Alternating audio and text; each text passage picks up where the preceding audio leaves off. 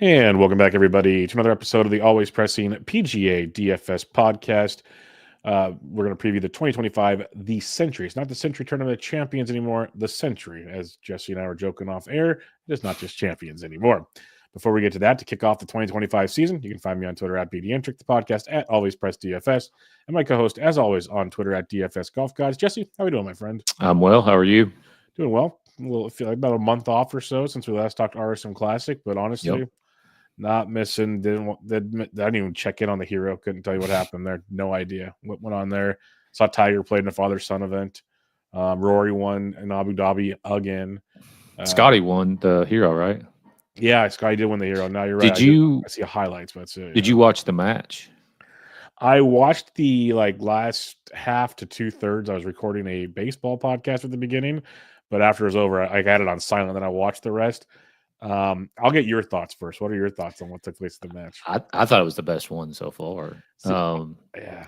Obviously you put in somebody like Charles Barkley or a good personality like that, it can be entertaining, but I don't know. I thought it was awesome to listen to Scotty and Rory chat about stuff in the cart. And then just to see Rory just domination, man. I mean, that was impressive, the golf that he played. Of course, Bryson and Brooks did not play very well, and Bryson got pretty pissy at the end, taking out his earpiece and yada yada yada. But I really enjoyed it. I thought it was awesome. I'm with you. I think it's because we're golf fans. I heard a lot of mixed reaction that it was boring and this and that, and part of that I agree with. I think they're close to having the perfect format. I like the 2 Live, 2 PGA idea. I think what they need to do is like some kind of form of wolf or something. So it's an individual point scale, and you get randomly teamed up with different guys. Then you can get the real shit talking going on. I could see that. There's also a good game called Umbrella, which if you put money on the line in that, I mean, you could have like an electric type of thing with presses and stuff. I mean, it could be. I mean, especially if guys are putting up maybe a portion at least of their own money. I think that would help a lot. Well, what we need the most of, because they all do what we do with our friends. We all talk shit, right? I agree, and that's what we want. It's like we know these guys are the best in the world. We know they can hit all the crazy shot. Rory was dialed in hitting putts. I haven't seen Rory hitting God knows how long. Yeah, just insane stuff. And then of course you got Bryson missing putts. He doesn't miss. It was very weird in that regard. But I would when guys would make or miss those putts, if we were with our friends, there's stuff going on the green. And we know for a fact Bryson does. He's recorded it. We know Brooks does because it's Brooks. Let's be real. Brooks is talking all kinds of trash as he drinks a Michelob Ultra or something.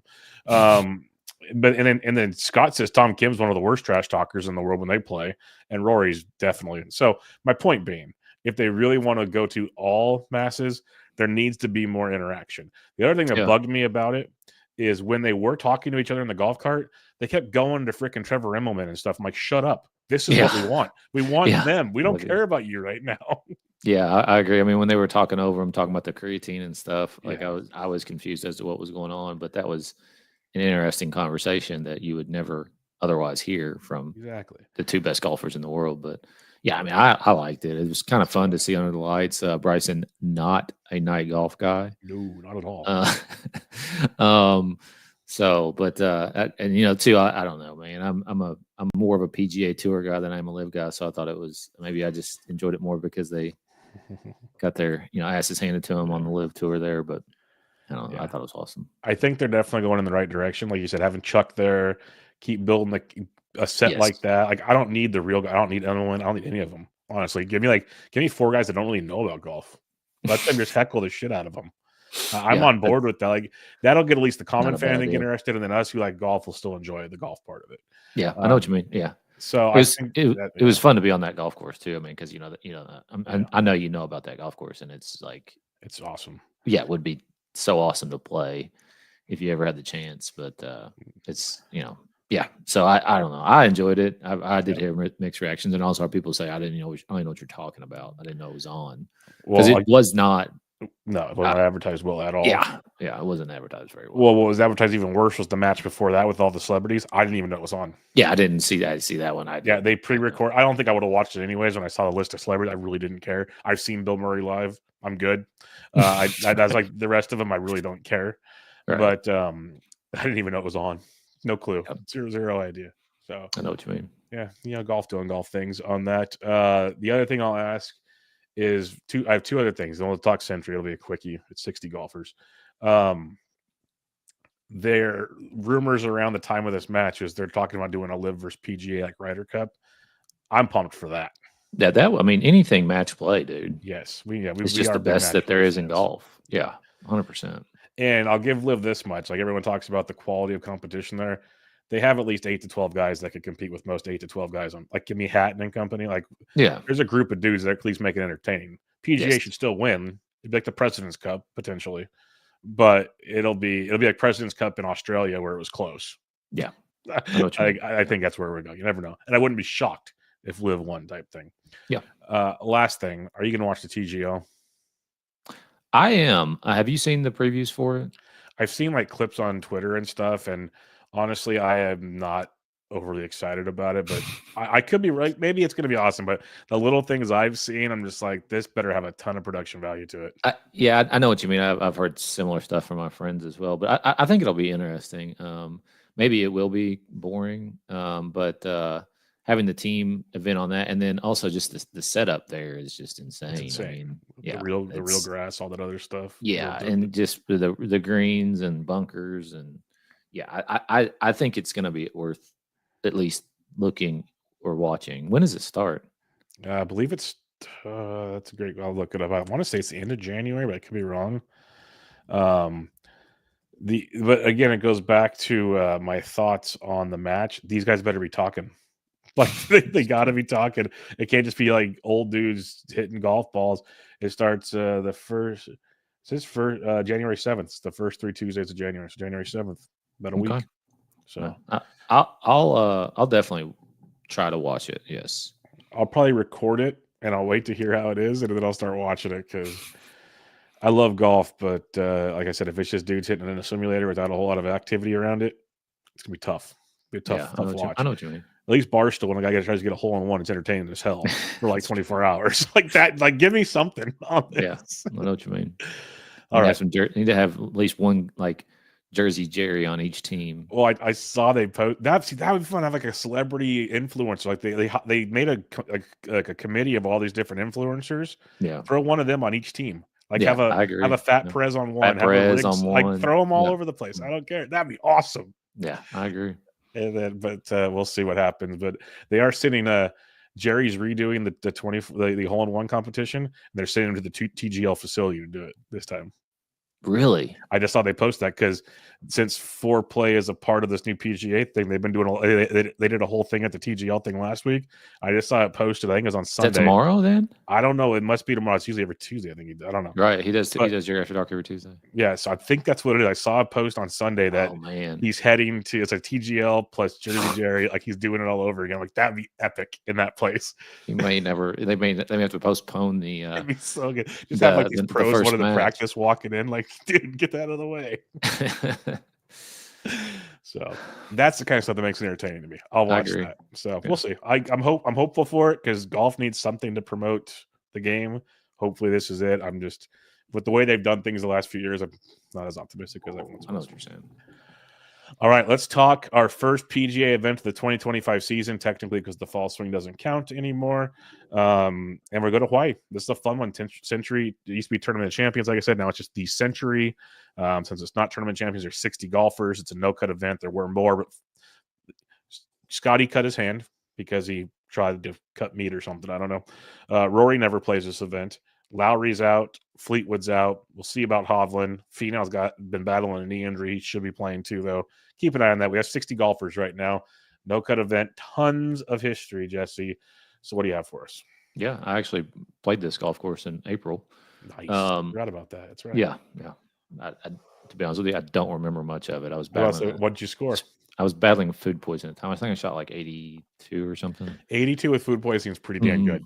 Yeah, I mean it was and it was windy, but it was a lot of fun. So last year, Chris Kirk won 29 under, one shot over Thigala. 2023 was John Rahm, 27 under, two shots over Colin Morikawa. 2022 was Cam Smith, 34 under, which is the record for 4 days, one shot over John Rahm. Harris English won in 2021, 25 under in a playoff over Neiman. Justin Thomas has won this twice. The second time was in 2020, 14 under in a playoff over Reed and Shoffley. Shoffley's won in 2020 or 2019, 23 under, one shot over Woodland. DJ's won this thing twice. I don't think Spieth is in the field. That would be pretty much all you need to know. Spieth JT won it for the first time in 2017. I think Spieth is in the field. I could be totally Is he? wrong. I'm going to be an idiot now. I guess it's top whatever, isn't it? No, he's not in the field. Never mind. He's in next week's event because he needs to get qualified again. Yeah, that's why. I don't think he didn't. Yeah, I'm an idiot. That was my bad on that one. I was just hoping he would be because he actually can play here. All right. You're talking course history. Like if you listen real closely to what Jesse said there, it got remodeled in 2020. 2020 on scores through the roof. It was already a pretty easy course. It is officially the easiest course on tour over the last 5 years. It's playing on an average close to 4 to 4.5 under par right now. That's pretty nuts if you think about most other courses we see where, the cut line is usually 1, but you think about guys finishing over par and everything. The low score, like it's bad. Like people score here in bunches, which is big. It's a par 73, which is the only par 73 on tour. It's 7,600 yards. But with all the elevation changes, with wind in play, plays much, much shorter. 11 par 4s, 3 par 3s, and 4 par 5s. There's 8 par 4s under 425 yards, so it turns into a wedge fest on most holes. There is not water on any holes. There are 93 bunkers after the remodel, though, by Corin Crenshaw. So there are some strategic bunkers, but they also the widest fairways on tour. So if you're missing the fairways, you're already just chilling as it is. They're relying on wind, but the wind has not been as bad this time of year. That's why they did the remodel. They changed some tee boxes, lengthened the golf course to try to make it harder. And as you can tell, not so much. When Jesse mentioned Cam Smith won at 34 under, he mentioned John Rahm 33 under. There's also another golfer at 32 under. Ridiculous. That's Corn Ferry type stuff. It's Bermuda grass all over the course. Tiff Bermuda greens, some of the biggest greens on tour. They're very flat. They did pick up the speed due to no wind when Corin Crenshaw designed, but still, if you can putt well, these are pretty easy greens, all things considered. So it's a resort course. It's a birdie fest. Buckle up is the best I can say on this one. It's a no-cut event, so we know how much we like to tilt those things, Jesse. What kind of stats are you looking for here? Because I said wedge fest, but you might get some long iron play as well. Yeah, I shot 81 with rental clubs and battling a stomach bug, but it's easy, man. It really is. Like, if I can go there and shoot 81 with never seeing the place in the wind with rental clubs, these guys just tear it up because it's just so wide. So really what you got to have is birdie every hole. That's key number one. So you want guys who have the chance to birdie every hole. And then, being able to putt and just hit approach shots, man. I mean, that's what this golf course is all about because it's wide open. The only defense is the wind, and even then, it's not that big of a defense because the par fives are very scoreable, very gettable. Par 5 scoring is something that matters quite a bit this week. And so, yeah, it's a very easy. It's like on the far easy scale of resort PGA Tour courses that these guys play week in and week out. Yeah, I'm 100% with you. This is going to be a fun one. Like Chris Kirk can win this event. It tells you that it's not for the Bombers, even though it screams Bombers. Bombers can do well here. Remember this, this is where DJ drove a par 4 downhill with the wind behind him. But guys can take advantage. Just stay out of the thick shit, and you're going to have many chances to birdie this golf course. All right, let's talk some DK picks on this week. We have technically had 4 guys over 10K. Now we have 2 guys over 10K because Scheffler and Rory are out of here. So got Xander at 11,000, Jesse, and Morikawa at 10-1. Where are you going here? I would probably lean Xander over Morikawa just simply for the course. Yeah, it's tough. It's because the only reason is Xander's won here in the past. I mean, that's the only reason I would give him a leg up over Colin. Otherwise, I mean, Colin's finishes are 5th, 2nd, 5th, 7th, 7th. So it's not like he's played bad here. He has one more recently, so flip a coin. I don't know what to tell you on those two. I was really wanting to play Rory, but obviously, I was going to bet him too, especially coming off of that. I mean, because he was pimp walking at that, just all over Bryson and Brooks. As cocky as they could be. It was fun to watch. But yeah, I mean, I probably won't play either one of them. But I would choose Xander over Colin if I was choosing. Yeah, I'm taking Xander too, but that's nothing against Morikawa. Like you mentioned, his course history here is great.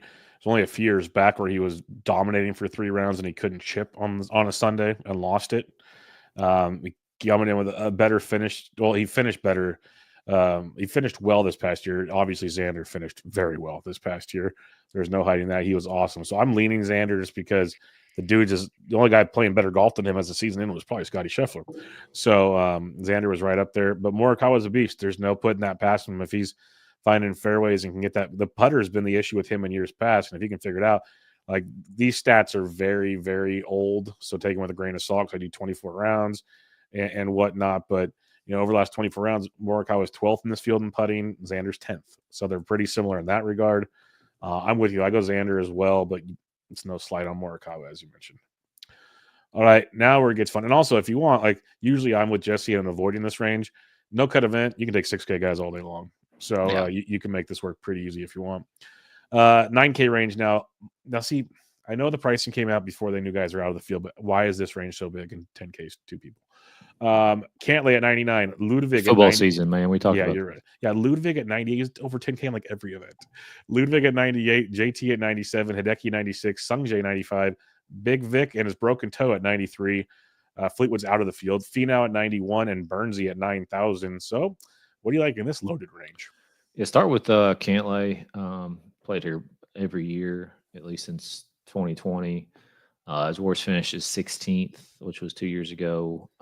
And his worst finish since the British Open is at the British Open or the Open Championship, 25th, but he's 12th, 13th, 19th since then. So I like Cantlay quite a bit. I think Justin Thomas, he might be uber popular. So this might not be like somebody I don't think you're getting him at low ownership because he's won here twice. Last time obviously was 2020. He finished 25th here 2 years ago, which was 23, but 5th and 3rd in between the win and that 25th place finish. So the course history is very good. And he's coming off a 2nd place finish at the Zozo.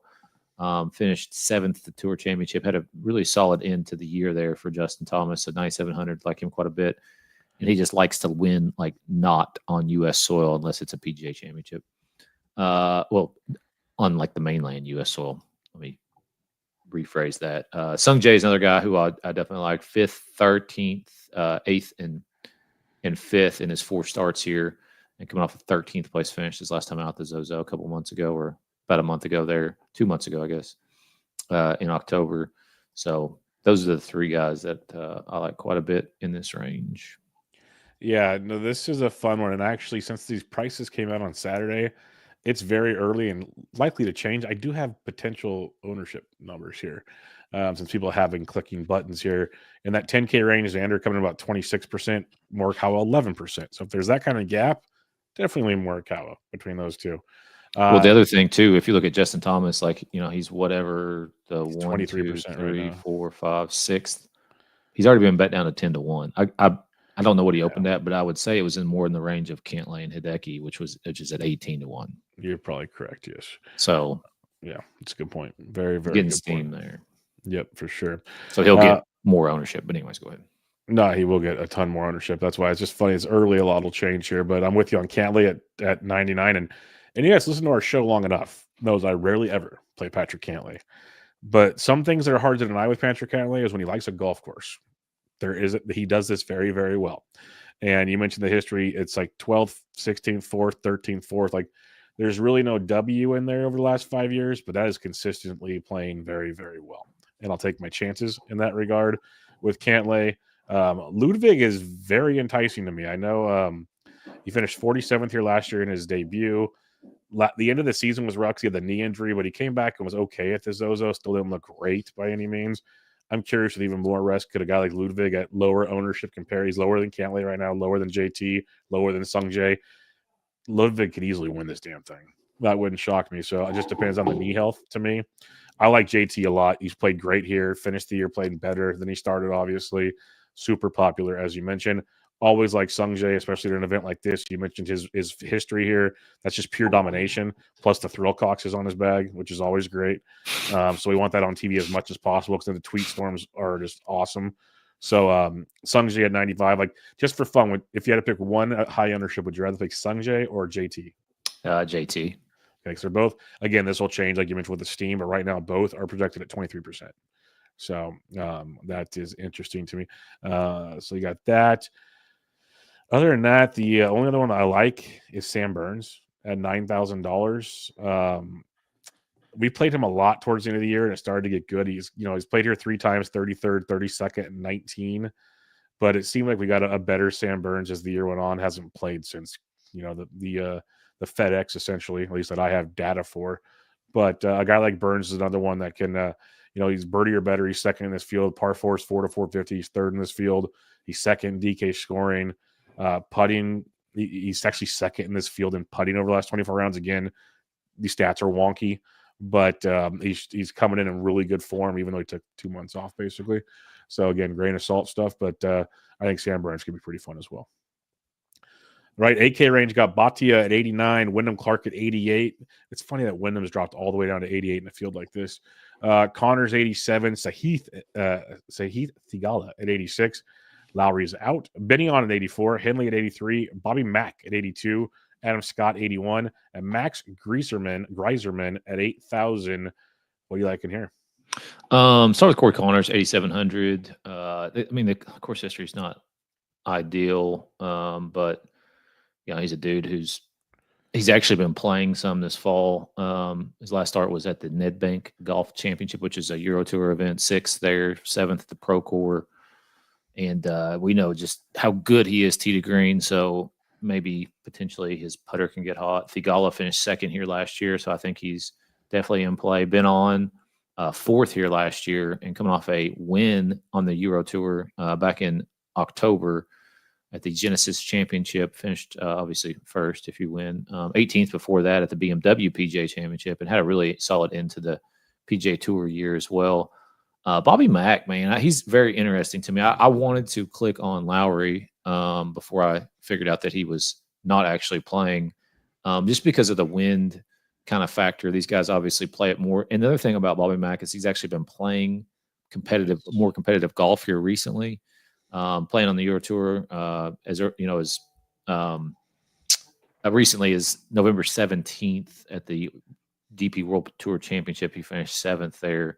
And had made 4 cuts in a row before, after a WD from the BMW way back in August. So I do like him. Adam Scott at 8,100 played here a lot. And it's just Adam Scott, man. He had also another guy who ended the season very well last year. And those are the guys that I would be willing to play in this range. Ashgate at 89, a guy that can putt pretty well. Last year at this event, he finished 14th in his debut. I'll take a shot on Ashkay in this one. Also, he's played decent in the wind. I'll say that much. And then Wyndham, I don't have checked off, but if it is windy, don't ignore Wyndham Clark. I'll go there. But for now, Bhatti up top. Sahith, he's a dude that can go low, loves those TPC type courses. And in his debut here last year, or second, he finished 2nd last year, 33rd the year before. He's played the last 2 seasons. So Sahith as well. Sorry, I'm an idiot. Sahith at 86. Benyon at 84. For needing a good putter, I still like him a lot for some reason. He does void 3 putts better than most in this field, so I'll give him that much. But a really good short par 4 guy. Wedge games on point. Finished the year extremely well. Finished 4th here last year, so I guess he figured out how to putt at this course at least. So Benyon at 84 is one I would like. And the last but not least, I do like the Bobby Mack take, especially if it gets windy. And you mentioned Scott's actually rates out well on my model. I don't have him checked off, but don't hate it. Max Greiserman, $8,000, 3rd in my model. Fall swing legend, was outstanding. in the fall, the swing. He finished 4th at the WWT, 2nd at the Zozo. He had some other really strong finishes out there as well. So Greiserman is a dude I would definitely like at 8,000 if you're going down the debutante lane, which in the past hasn't been great, but I've already read you off about 4 guys that finished really well in their debut last year. So I think that's a little different, and Max could be a fun one at $8,000. 75 to 79, you got Davis Thompson, Siwoo Kim, Cam Young, JT Poston, Jason Day, Keegan Bradley, Taylor Pendrith, and Mav McNeely. What are you looking at here? Davis Thompson at 7,900. He's never played here, but the model seems to like him. He played a bunch of events, or he played a couple events in the fall and had a good finish to the last year as well. JT Poston at 7,600. He won the Shriners a couple months ago. Played the RSM, finished 5th. So that's back-to-back top 5s for him. He also finished 5th here last year and has played this place three consecutive, 3 times. 23, he finished 21st. In 2020, he finished 11th. Mav McNeely at 7,500, just never played here, coming off a win at the RSM Classic. So hard not to like these guys who have won recently or played a bunch in the fall because, we're really, everybody's kind of on at least a month layoff. So it's just tough to say, but. Yeah, especially for guys like us that really like that recent form. That's like our thing. So that makes it tricky. But T's and P's to the Shriners. That is no longer on the calendar for 2025. So big bummer there. For me in this range, Siwoo Kim, another guy, if you want putting, not ideal, but Siwoo has some decent history here. In the past few years, he finished 25th last year, 23rd the year before. I guess, you want a guy that can win, but if you give me a top, 25, top 20, I'll take it at 78. Cam Young, another guy we're just one day is going to break through. We talk about it every single week with him. He's not a $7,700 golfer. I'll just go there. So I don't mind him. JT Poston, I'm with you. The recent form is outstanding, not to mention the way he's played here, like you said, at $7,600. And I got Taylor Pendrith at 75. He's second in my model. He won on the fall swing, coming in really, really good form. Pendrith is. He finished 8th at the Shriners, but he won earlier in the swing. Maybe not as a fall swing, but late in the season. I like your Matt McNeely call, too. Talk about a guy coming in great form. So I'm with you. I like this 7K range already, which makes, again, paying up pretty easy. 7K to 74, you got Noren, Harmon, Seabez, Knapp, Dunlap, Fitzpatrick, Horschel, Eckroat, Homa, McCarthy, Kirk, defending champion Kirk. Who do you like here? Start with Horschel. He's played here a lot. So it's just really a course history type of play more than anything else. His worst finish is about 30th, which was 2 years ago, since 2014. So he's played pretty well around here. So at that price, that would pay off decently well. Max Homa at 7,100. I know that the year was not very good last year, but he did play on the Euro Tour as recently as 3 weeks ago. Finished 14th, 27th at the Zozo. So maybe trending in the right direction. 7,100 Max Homa in this event. I think so. Austin Eckroat never played here, but coming off a win last fall. And then, Chris Kirk, the defending champion. Why not? At $7,000. I think he was 125 to 1 last year when he won this. So if you can find that guy, let me know, please. Yeah, Brian Harmon at $7,400. I'm in. Talk about just recent history here. 5th last year, 16th the year before. It was not the best Brian Harmon year, but finishing 25th at the RSM. Again, like you went with Homa, maybe reaching some good form here with Harmon. So I'll take that with the wide fairways. He's got really good approach play. He'll give himself plenty of chances at birdies. Can the putter get hot? $1 million question. But Harmon at 74, I like. Fitzpatrick's been playing so bad, but he's been playing a lot on the Euro Tour, which kind of gives me optimism because he's finished 14th and 7th here the last 2 years. That is really, really good history here. Hasn't played on the PGA Tour, like I said, in a while because he's been on the DP Tour. But $7,200 for Fitz, I can see it. Eckroat at 71, pretty good fall swing and into the season. I'll jump on him. I have Homa at 71 for the same reasons you mentioned. Like I think he's figuring it out. And at one time, this guy was elite. Maybe he got some things between the years figured out during the time off. He might not win it, but he's not $7,100, I don't think, either type guy. And then Chris Kirk at 7,000. We're on the same page there. I'll take the chance for a guy that knows the course pretty well at $7,000. 6K range. Who you liking? Vegas at 6,400, finished 7th here in his last start, which was 2018. It's a long time ago, but he played really solidly at the end of the year. Kevin Yu at 6,300 has never played here, but the model seems to like him for whatever reason. Cam Davis, maybe. I could see that. Tomas Dietrich would be another guy that I would consider. You probably are the more 6K whisperer in this field than I am. I feel like maybe potentially, hopefully. Well, I like Eric Cole a lot, but everyone's gonna like Eric Cole at $6,900. Dude finished 11th here 2 years, or no, he finished 14th here last year in his debut. He's the ultimate GPP guy. Finished 15th at the RSM and 6th at the Zozo. So coming off 2 strong finishes, gonna be chalky as hell though. So get ready for that. Harry Hall at 68 is interesting. Pretty good fall swing. 14th at the WWT, 13th at the Zozo, 9th at the Shriners, 39th at the Black Desert. It will be Hall's first appearance here. Sepp Straka, 12th here last year, 21st the year before. We know one of the better approach players in the game. Missed the cut at the RSM, didn't do much else on the fall swing. Just kind of took it easy, it feels like. But Sepp could be another cheapie at $6,800.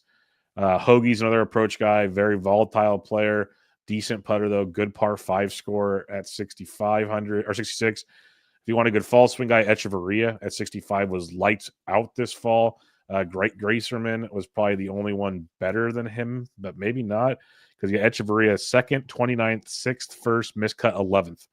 That's a pretty good run to finish out the year, and you're coming in at 6,500. I like the Vegas call, and if you just want to go full YOLO, Adam Hadwin is $6,200. He's 14th here last year, 53rd at the RSM. Not the best season in general, a fall swing, but played well here. So again, it's a crapshoot down here. You can either go recent form with some of these guys or history with some of these guys.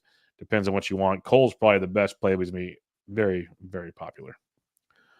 All right, let's recap things, Jesse. 10K range, Morikawa or Schauffele? I'll say Schauffele. I'll say Morikawa just to make listeners think more. 9K range, who do you like? JT. I am going to go, man, it's a fun range. Give me Sung Jae. 8K range. I'm going to say Bobby Mack, Robert McIntyre. I like that. I will go Binion, 75 to 79. Poston. I'm going to go with Cam Young, and that does not feel great. 7K to 70 for 4. Billy Ho. Brian Harmon, and your 6K play. Vegas. I like that. The more you talked about it, that seemed very interesting. I won't take the chalky Cole, so let's go with Echeverria at $6,500. See how that plays out. All right, we don't condone cash on these no-cut events. So, Jesse, if you're starting with the GPP lineup, where are you looking at here? I'll surprise say JT, Bobby Mack, Poston. I'm going to go with Ludwig at 98. Give me Greiserman. I keep screwing up. Greiserman at 8,000. And Brian Harmon at 74. I'll take some of the less chalky guys. Lets you fill it in with the rest pretty easily. All right. What are you looking at for a winner this week? Yeah, I mean, the odds are just so bad. I wanted to bet Justin Thomas, and I probably should at 10 to 1, but I don't think I will probably end up doing that. Longer shots. Cam Young, 45 to 1. I didn't mention him, but you did. And eventually one day he'll win something. Yes, Max Homa at 60. I don't mind that number on him. Eric Cole is 75.